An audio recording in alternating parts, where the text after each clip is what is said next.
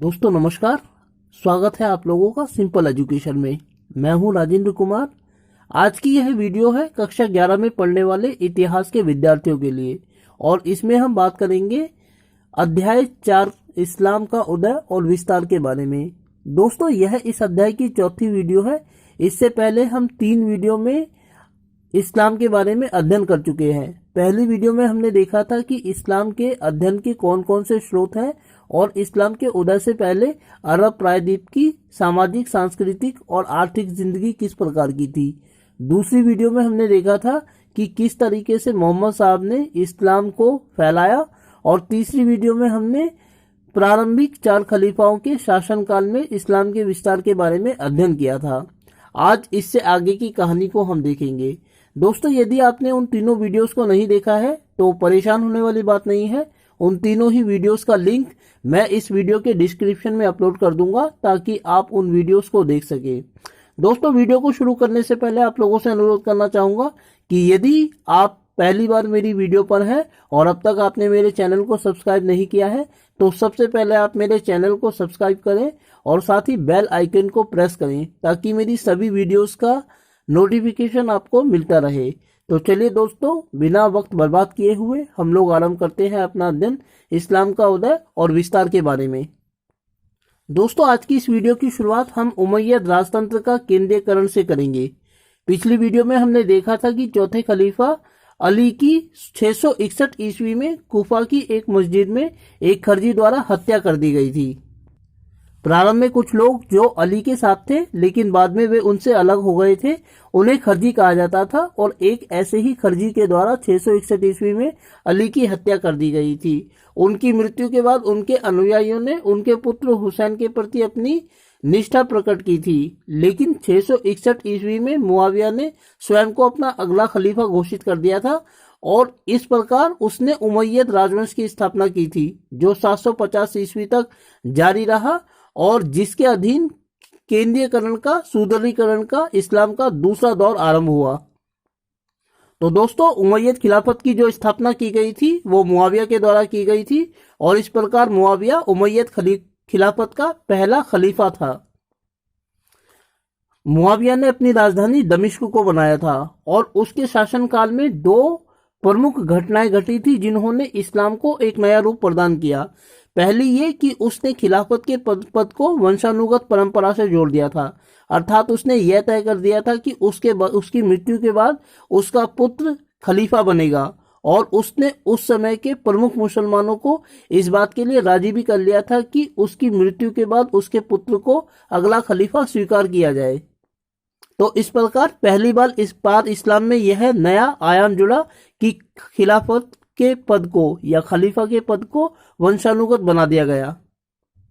और दोस्तों ये इस वंशानुगत परंपरा के आधार पर उमय्यदों ने 90 वर्षों तक और अब्बासी शासकों ने 2 शताब्दियों तक इस नियम के आधार पर शासन किया, अर्थात खलीफा की मृत्यु के बाद उनका अपना बेटा खलीफा बना। इस परंपरा के आधार पर उमय्यद शासकों ने 90 वर्षों तक और अब्बासी शासकों ने अगली 2 शताब्दियों तक इस्लामी जगत पर शासन किया।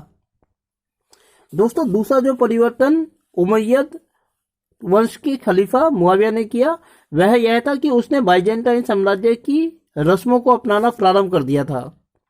उमय्यद खिलाफत के अंतर्गत ईसाई और जरथुश लोग जो थे उनको भी प्रशासन में शामिल किया गया था, लेकिन उमय्यद खलीफाओं ने अपनी अरबी पहचान को बरकरार रखा, यानी कि यद्यपि उनके प्रशासन में अलग अलग सामाजिक और धार्मिक तबके के लोग शामिल थे परंतु उन्होंने अपनी जो अरबी पहचान थी उसको इन विविधता के बावजूद भी बरकरार रखा।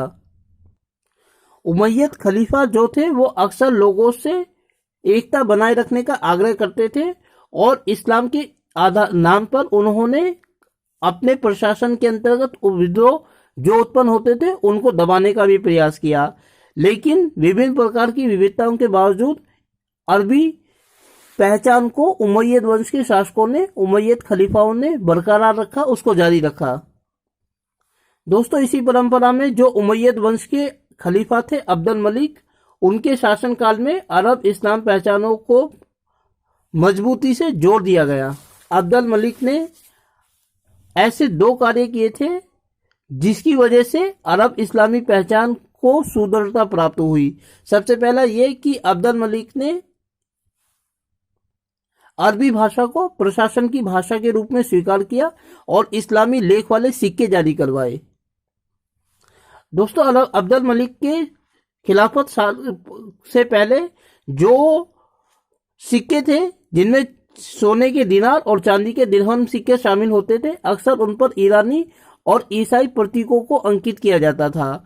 लेकिन अब्दुल मलिक ने सिक्कों पर ईरानी और ईसाई प्रतिमाओं को छापने से मना कर दिया और उसने अरबी लेख अपने सिक्कों पर गढ़वाने शुरू किए। इस प्रकार उसने अरबी भाषा को इस्तेमाल किया सिक्कों पर अंकित करने के लिए, और इसके माध्यम से उसने इस्लाम को और ईरानी संस्कृतियों को सुदृढ़ बनाने में, जोड़ने में एक महत्वपूर्ण भूमिका निभाई। इसके अलावा अब्दुल मलिक ने अपने खिलाफत काल में एक अन्य महत्वपूर्ण कार्य किया। अरब इस्लामी संस्कृति की पहचान के रूप में उसने जेरूसलम में डोम ऑफ रॉक का निर्माण करवाया। ये एक गुम्बद था दोस्तों, जो एक मस्जिद के ऊपर बनाया गया था। इसकी वजह से अब्दुल मलिक के शासनकाल में जो ईरानी संस्कृति थी और अरबी संस्कृति थी वो आपस में गहरे तौर पर जुड़ गई थी। दोस्तों, यदि हम इस चित्र में देखें तो ऊपर ये जो गुम्बद बनाया गया है इसको डोम ऑफ रॉक कहा जाता है। इसी का निर्माण अब्दुल मलिक के द्वारा किया गया था और यह अपने आप में वास्तुकला का एक अद्वितीय नमूना पेश करता है। तो इस निर्माण की वजह से अरब इस्लामी संस्कृति जो थी, ईरानी और अरबी यानी कि मुस्लिम संस्कृति, उसमें एक महत्वपूर्ण मोड़ आया और दोनों संस्कृतियां आपस में गहरे तौर पर जुड़ गई। चलिए दोस्तों, आगे बढ़ते हैं और देखते हैं अरबी अब्बासी क्रांति के बारे में।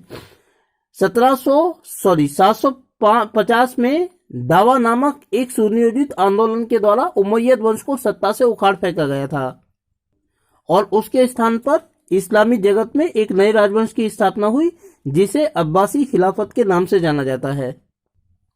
अब्बासी लोगों ने उमय्यद राजवंश को दुष्ट बताकर उसकी आलोचना की थी और उन्होंने यह दावा पेश किया था कि वे मोहम्मद साहब के वास्तविक इस्लाम की पुनः स्थापना करेंगे। इसी दावे के आधार पर इस आंदोलन को अक्सर दावा आंदोलन कहा जाता था। इसके अलावा दोस्तों, इनका यह भी मानना था कि ये मोहम्मद साहब के चाचा अब्बास के वंशज हैं, इसीलिए इन्हें अब्बासी कहा जाता था।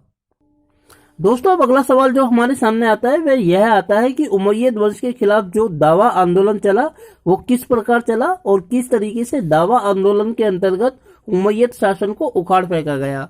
तो दोस्तों, उमय्यद शासन के खिलाफ जो विद्रोह की पहली चिंगारी भड़की थी वो पूर्वी ईरान के खुरासान से बहुत दूर एक स्थित क्षेत्र में भड़की थी और यह जो स्थान था वह दमिश्क से इतना ज्यादा दूर था कि एक तेज दौड़ने वाले घोड़े के द्वारा दमिश्क से वहां 20 दिनों में पहुंचा जा सकता था। अर्थात इसका मतलब यह है कि इतने दूर प्रदेश में यदि उमय्यद शासन के खिलाफ कोई विद्रोह की चिंगारी भड़कती है तो जब तक उमय्यद खलीफा उसे दबाने के लिए वहां तक पहुंचते तब तक वो चिंगारी एक भयानक आग का रूप ले सकती थी। और यही हुआ दावा आंदोलन के दौरान कि जब पहली चिंगारी भड़की तो उमय्यद राजवंश के खिलाफ एक बहुत बड़ा आंदोलन तैयार हो गया और इसी नियोजित आंदोलन के परिणाम स्वरूप 750 ईस्वी में उमय्यद खिलाफत का अंत हुआ और एक नए राजवंश की स्थापना हुई।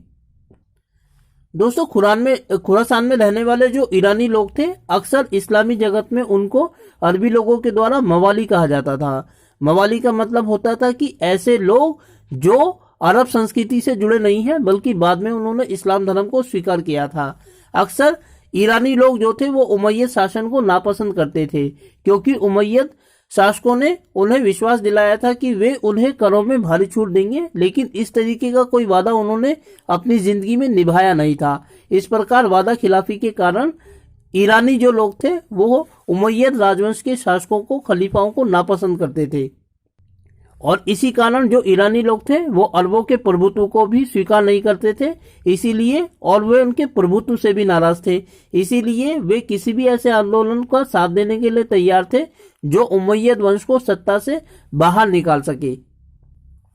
इस प्रकार दोस्तों अब्बासियों ने जो कार्य किया वह यह कार्य किया कि उन्होंने जो उमैयद खिलाफत से नाराज अलग अलग समूह थे उन सबको इकट्ठा किया और उनको यह एहसास दिलाया कि मोहम्मद साहब का जो परिवार है, जिसे जिसे अहल अल बैत कहा जाता था, उसका ही कोई सदस्य है, जिसे मसीहा कहा जाता था, वही उमैयदों की का जो दमनकारी शासन है उससे लोगों को मुक्ति दिला सकता था। इस प्रकार दोस्तों उमैयद खिलाफत से जो नाराज लोग थे उनके खिलाफ, और उन्होंने जब इकट्ठे होकर उमैयद खिलाफत के खिलाफ विद्रोह करना प्रारंभ किया, तो इस विद्रोह का जो पहला नेतृत्व किया था वो ईरानी मूल के एक मुसलमान ने किया था, जिसे अबू मुस्लिम नाम से जाना जाता है। और उसने 750 ईस्वी में जब नदी के किनारे हुए विद्रोह में जो उमैयद खलीफा था मारवान, उसको पराजित किया। और इस पराजय के परिणाम स्वरूप अंतिम उमैयद खलीफा मारवान की पराजय हुई और इसी के परिणाम स्वरूप उमैयद खिलाफत का अंत हुआ और एक नए राजवंश की स्थापना हुई, जिसे अब्बासी खिलाफत के नाम से जाना जाता है। तो दोस्तों इस्लाम का उदय और विस्तार से संबंधित यह थी हमारी चौथी वीडियो, जिसमें हमने उमैयद खिलाफत का अध्ययन किया और साथ ही इस बात का अध्ययन किया कि दावा नामक एक सुनियोजित आंदोलन के परिणाम स्वरूप कैसे उमैयद वंश को सत्ता से उखाड़ फेंका गया। दोस्तों उम्मीद करता हूं कि आपको यह वीडियो अच्छी लगी होगी और साथ ही आपसे अनुरोध करता हूं कि वीडियो अच्छी लगी तो वीडियो को लाइक और चैनल को सब्सक्राइब जरूर कर दें। और साथ ही वीडियो को देखने के लिए, आगे की वीडियो को देखने के लिए मेरे साथ बने रहे मेरे यूट्यूब चैनल सिंपल एजुकेशन पर। वीडियो को देखने के लिए आपका बहुत बहुत धन्यवाद दोस्तों।